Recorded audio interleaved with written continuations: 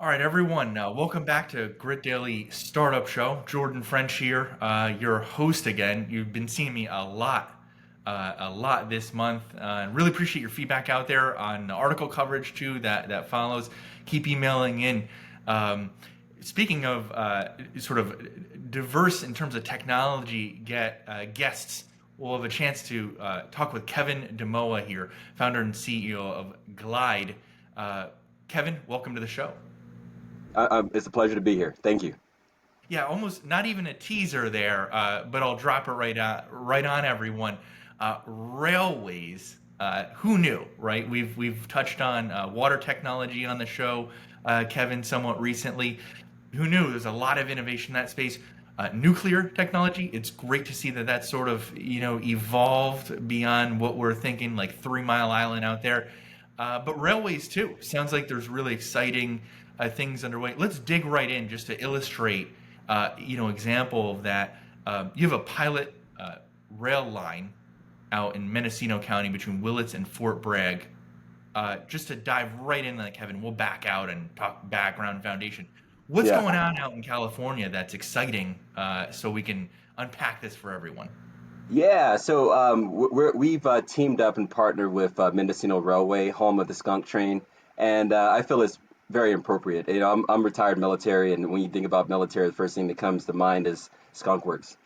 So that to have them as a partner is tremendous. So we'll be actually moving about 1 million tons of aggregate for these guys from Willits to Fort Bragg, and we're super excited about it because it's going to be very transformational for what they see inside of their town. Think about a transload station where short line railroads, a lot of them don't have access to it, where we eliminate and give them access to these things where they don't have to pay additional money, but we streamline that entire process to make it easier, safer, more efficient, and cost effective for them. So we're looking forward to deploying this fall with them.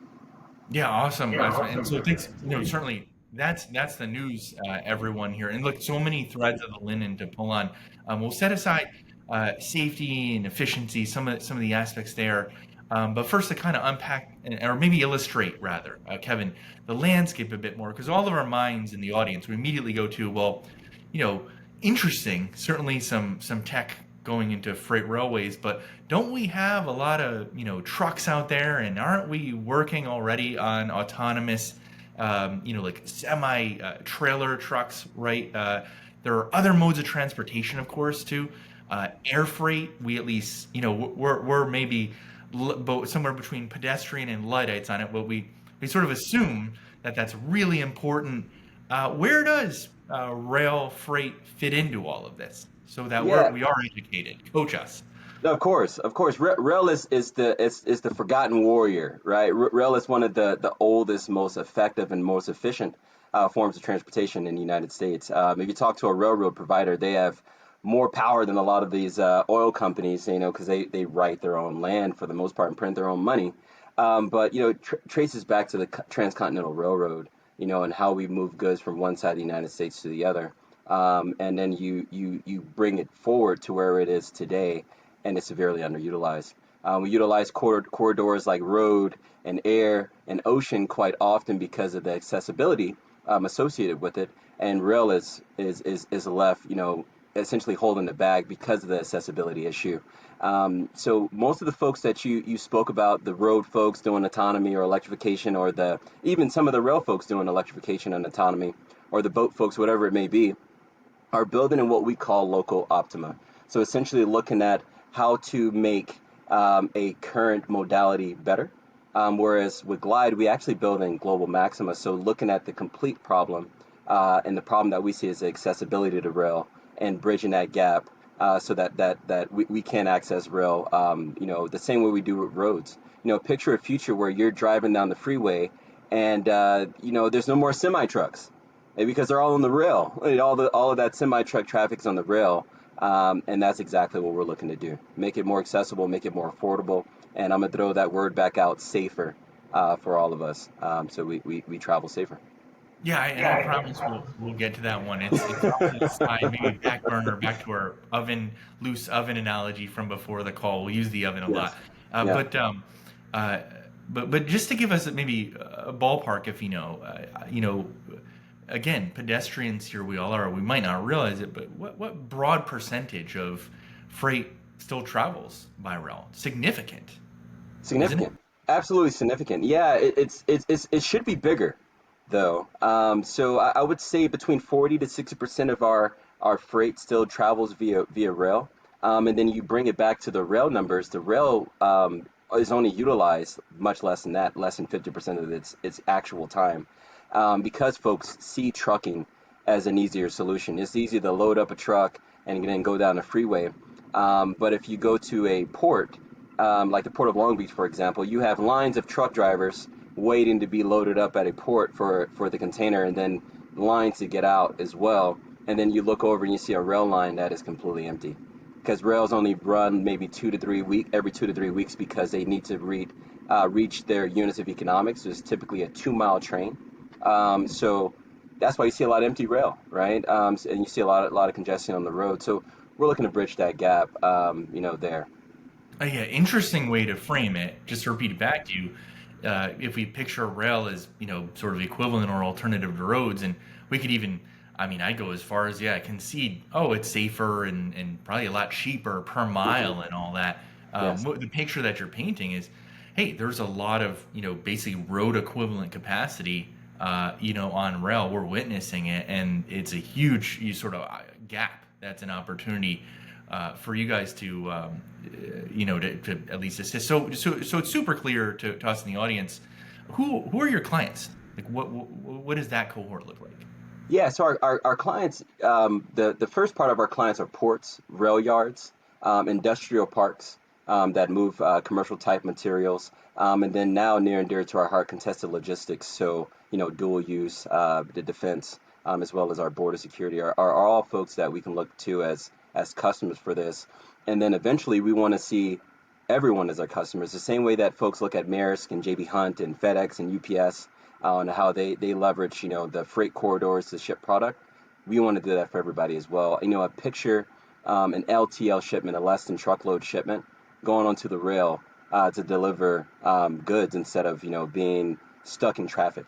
We will do the first mile, do a bulk break, and then deliver the smaller trucks like step vans and deliver the houses, which tremendously cuts down on greenhouse gases, the complexity of shipping, as well as, most importantly, congestion. So, Yeah, certainly as we hear this, in the audience and me too, it is when we kind of knew it is pretty complicated. Like often, let's say we'll just call it a package.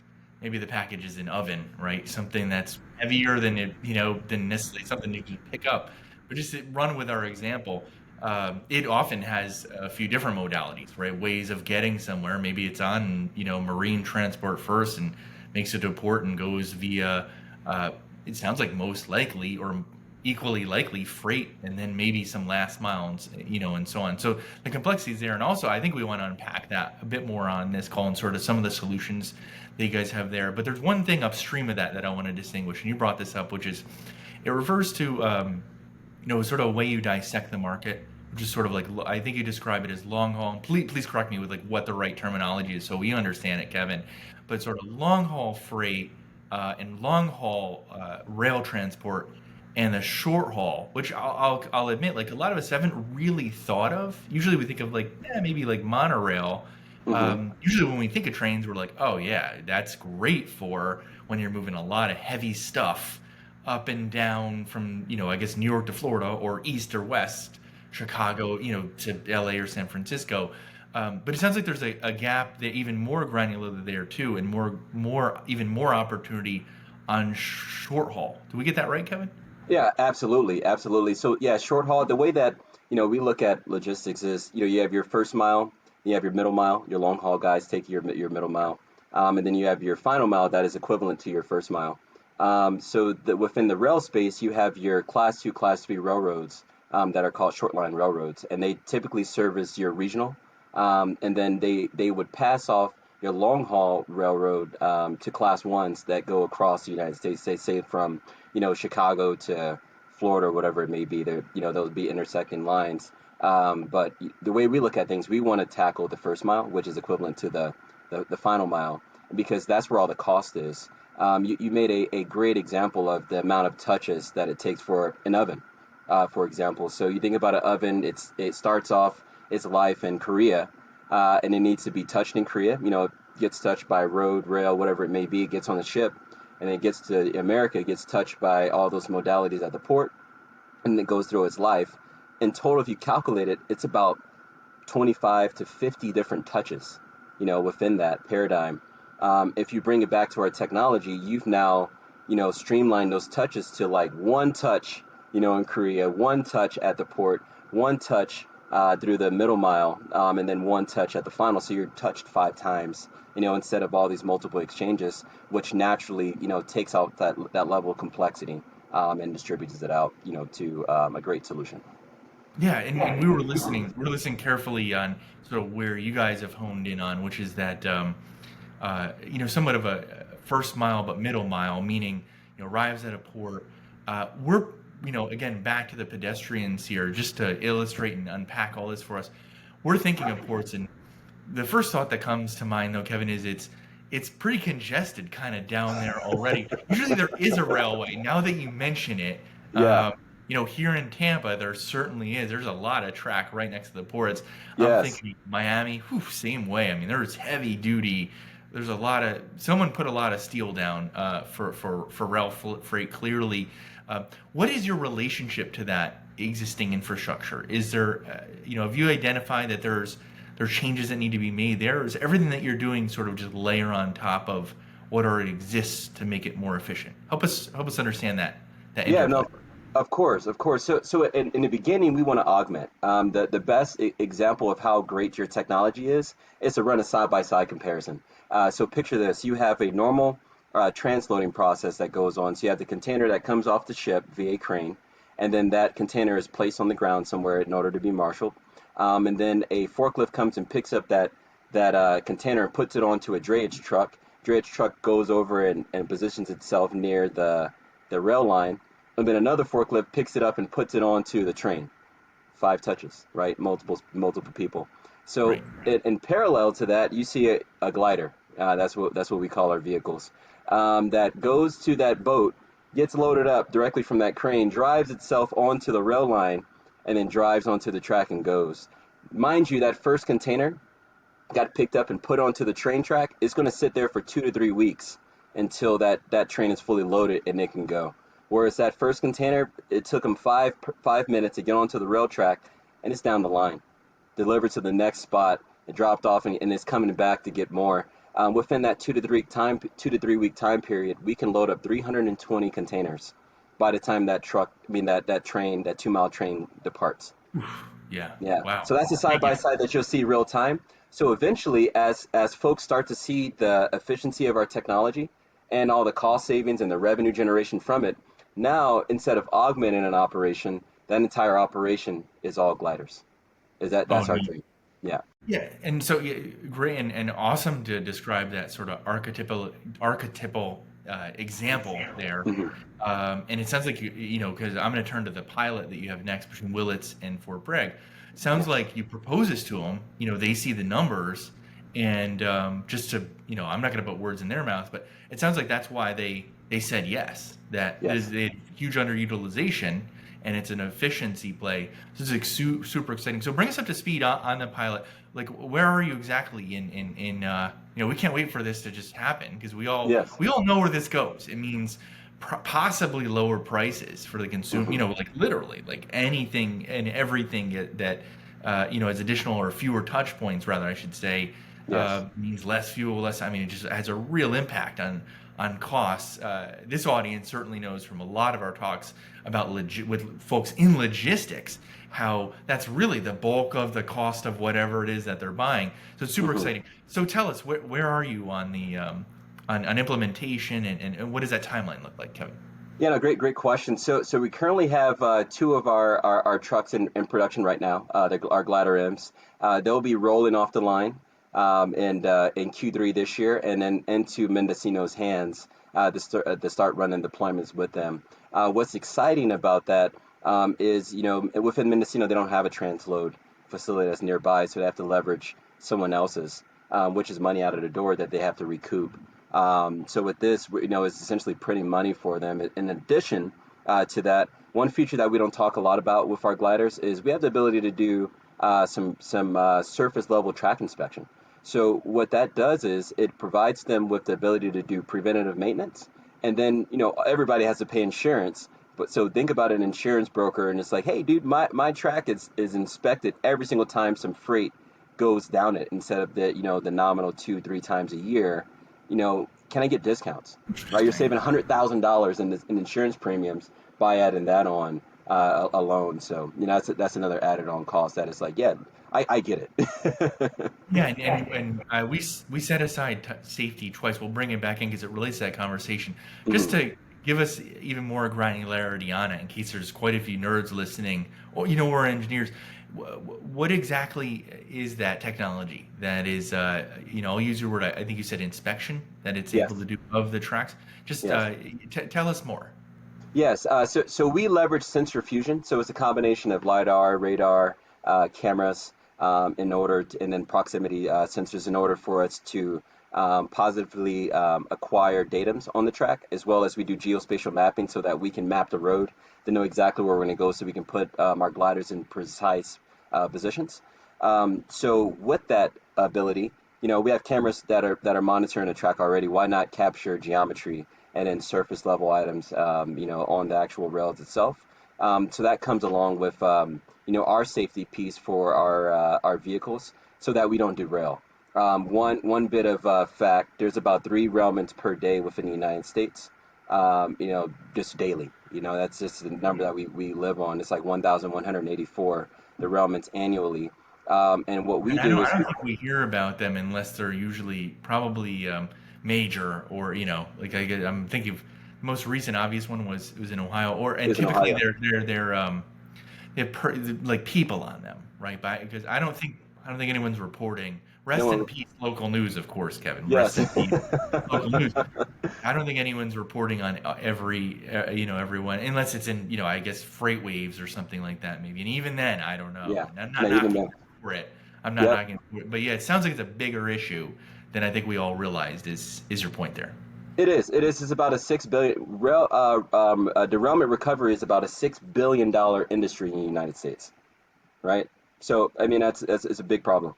So we help with that, and then selfishly, we want to do derailment mitigation. So the great thing about the fact that we have both rail and road wheels is it helps us with derailment mitigation. So say we get to a point where it's topsy turvy, knock on wood, hopefully never get there. We have the ability to equalize, the load as well, given that we can deploy our pneumatic wheels onto the rail itself, rebalance out, and then go down the track, as a part of that safety mechanism. Say we come across some bad rail, right? We have the ability to back off the track, get onto a public or private adjacent road, and go around that bit of bad track and get back on the rail yard, and then send a report to that rail operator, Mendocino, and say, hey, we're at mile marker this. This is the condition of your rail. It needs to be fixed. Send somebody out, or don't send any more folks down it with their cargo. So another great safety feature built into our product. Yeah, yeah, certainly. It sounds like insurers will love it too, and anyone paying insurance premiums. Yes. These are pretty big numbers, and like certainly a lot of foundation here. Sounds like you're Hmm. attacking, several problems at once in several Hmm. different ways, which leads us to sort of the innovation and the background of that innovation conversation. Just I'll lay it out for you. They're often humans are really good at spotting problems, but not Hmm. necessarily the like best solution for it. Here you have something really, really novel. I mean, it's kind of like hybrid, multiple parts of technology stitched together. Can you share a little bit more about that background of sort of like when this became so obvious to you that there was a huge opportunity there? Because obviously it's something, others could have maybe seized, yesterday proverbially, right? And Yes. then no shortage of people looking at rail tracks and cranes, right? Not crane out there, like, hey, maybe we shouldn't have 5 touch points, right? Where we're listening, what you described earlier at just your Yeah. port example, and it might be more than that. But Hmm. yeah, and your sort of journey here more granularly, in the past, what did that look like? What sparked all of this to arrive at this particular design and setup that you have, Kevin? Yeah, no, that's a great question. So I've been doing logistics for about 23 plus years, right? I started off in the military in the U.S. Army. I did rail operations there, railhead with the 3rd ACR. I did deployments out to Iraq as well. And then I came to the California and fought fires as a firefighter here and ran logistics with the Air Force as well. And my journey has taken me all over the place since then. Did logistics at SpaceX, Romeo Power, XOS Trucks, and then did a brief stint at Harley Davidson as well. So spent my entire life, running logistics and touching every single mode of transportation. So, as an operator, as a planner, as an engineer, I've been near and dear to the problem and watched it, not just evolve or but dissolve from an infrastructure perspective, and then saw a real problem. When COVID happened, it really pulled the curtains back on where that issue was, because now you didn't have as many people working in operations. Margins started to become tighter. Freight became more expensive and less accessible. So it's like, hey, who's solving this problem, right? These infrastructure issues that have always been there, who's looking at it? And when you poured it all back, it was like no one, right? Because you have all these transload stations that have all this capital intensive and money's already poured into it. So folks are like, hey, we already have it here. Why not, keep going? And then comes labor shortages, right? Warehouse workers, supply chain workers aren't showing up to work anymore. And then everybody's and ports are starting to shut down because they can't keep up with containerization. So it really pulled back the big problem, and that's where we slotted our solution, and here we are today. Yeah, yeah. Really appreciate that and that background. And thanks for also just giving the whole history. There's a lot of ways we could answer that. We could answer that. And as it relates, we're all listening and we're thinking about this too, and how much you're tackling to solve. I mean, these are multiple problems, or opportunities. Really, is what they are. Hmm. Huge amounts. You're right about that. I mean, enormous amounts of capital already deployed in this direction, enormous inertia. Are you guys in the process of raising enormous amounts of money to tackle that? Is that maybe let's turn it on its head. Maybe is that even needed? And I'll be a little unfair. I'll ask a compound question. Where does this go? Like, is this intentionally maybe an acquisition, as a is sort of bolt on for maybe I don't know what it would be, but Kevin, and I'm going to spitball here a bit, but one of the bigger, existing railway operators, we know there's been a lot of consolidation. I think most people listening kind of know Yeah, vaguely everybody's it's solid. not as fragmented as it used to be, or Yeah. even your obvious, one of your former employers and or like an Amazon type that's sort of, certainly doing more than dabbling in robotics, which I think, you sort of where you guys are positioned, it touches everything. Yes. More to thoughts on that, Kevin. Sort of visibility that you can share.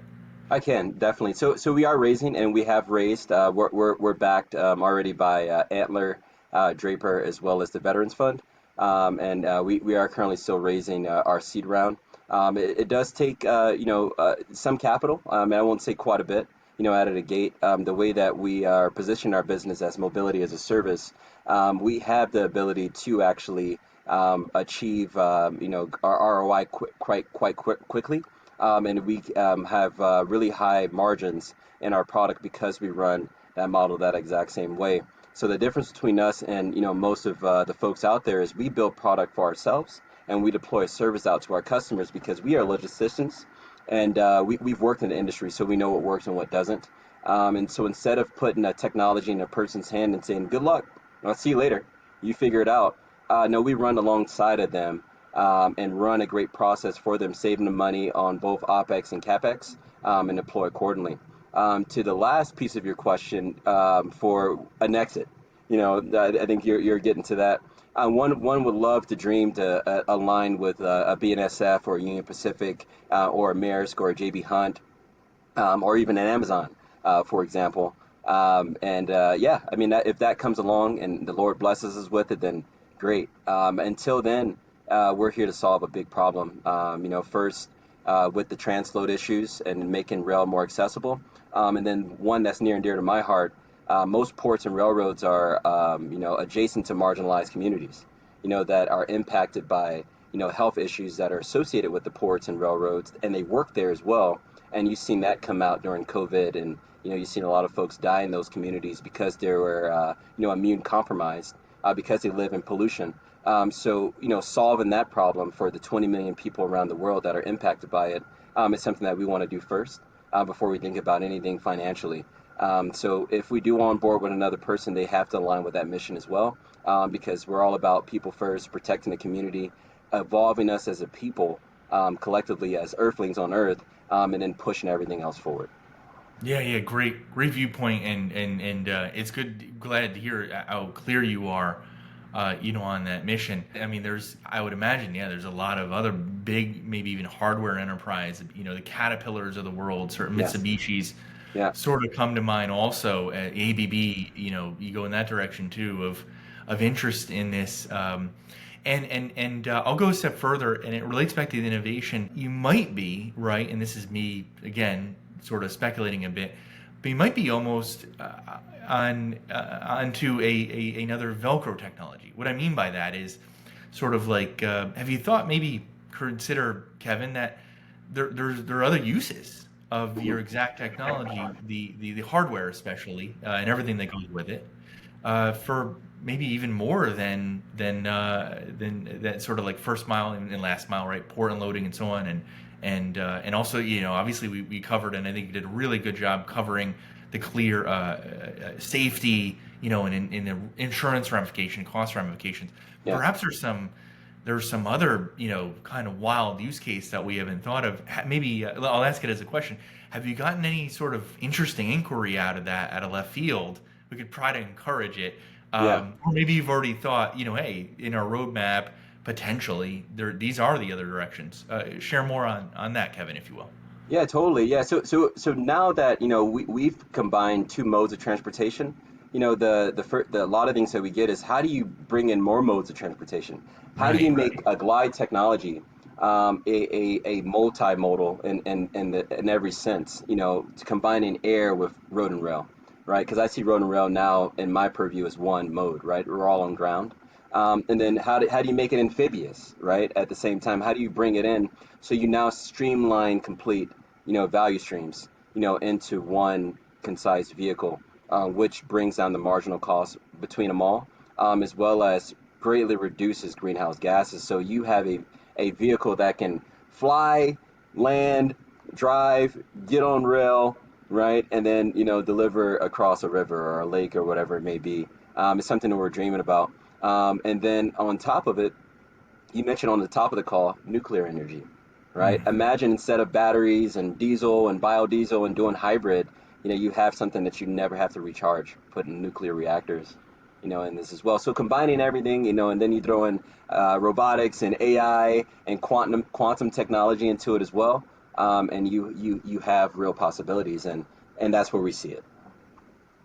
Yeah, it sounds like it's converging, and this is Yes. what Glide's doing is a great example of tackling, what I think a lot of technologists haven't really had the opportunity to tackle before, but because there's so many different technologies available, that you guys touch, with what you do and the problems and opportunities that you solve, Hmm. it sounds like now is the time to It execute is. on this sort of thing, which is super cool.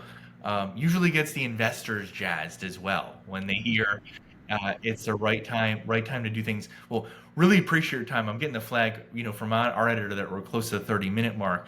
But I did want to cover two other quick things, Kevin. For those who are really interested in this, and it might be anyone from investing to some of the VCs and PE that like listen to this sort of thing. People that maybe want to work with you or like work at your company, or have some partnership that's interesting. Yeah, there might be some other clients out there. I don't know how many port authorities listen to Startup Show, but you Yeah. never know. And this stuff Well, gets shared. And Apple News is a blessing to us, because that's like 100 million people a month you randomly see stuff. But love it. what's the best way for people to reach you or get in touch for any of those, that sort of myriad of reasons they might want to get in touch with you, Kevin, about Glide? Yeah, so they can reach us on our website, glidetech.us. So GLIDTECH.us. or you can check us out on LinkedIn. Either my personal profile, I answer quite often. It's a lot, but I do. Or check out our page on LinkedIn as well. Yeah, awesome. Appreciate that note. It's a funny anecdote because the next episode I know we'll talk with an AI company working with LinkedIn. So maybe there's maybe there's a pairing or partnership right then Yes. and there, Kevin. But super interesting stuff that you're working on. And then the part two too. I definitely want to give you the last word, something for us to all think about as we literally digest everything that you shared, which is super exciting, almost spaceship level, new kind of stuff that we're looking at, and like you said, Q3 these things will roll off the line. But I'll give you the last word, Kevin. Yeah, yes. First, Jordan, thank you so much. It's been a blessing to be on the show with you today. But last word, I mean, folks, think about your community, the things that you do, the things that you put your energy and your purpose into. Think about your neighbors, think about your loved ones, think about the folks that you don't know. We all pour into each other. So, lead with technology first, innovation first. You don't have to be an engineer or a creator in order to do that, but lead, with purpose and intentionality in all that you do. And next time you go ship it, don't ship it, just glide it. Thank you. Awesome. Yeah, I hope that term enters into the vernacular equally as well as Google has. I hope so. Genericide is a blessing. On, It definitely is. yeah, on name if we can get that in there. Well, awesome. And for everyone else, everyone listening out there, thanks for joining the show. You'll be able to listen to this on any of the listening devices or apps that you use. Certainly Spotify and Apple Music, Apple Podcasts, if you use those, and you will see article version of this on Grit Daily. That's gritdaily.com, as you all know. And for those, all of us iPhone users and Mac users out there, of course, in Apple News as well. Shout out to our awesome partners at Apple News. And Kevin, thanks again for all your time today. Appreciate it. We know you got some aggregate to get back to move around in Northern California. And until next time, appreciate you. I look forward to it. God bless you.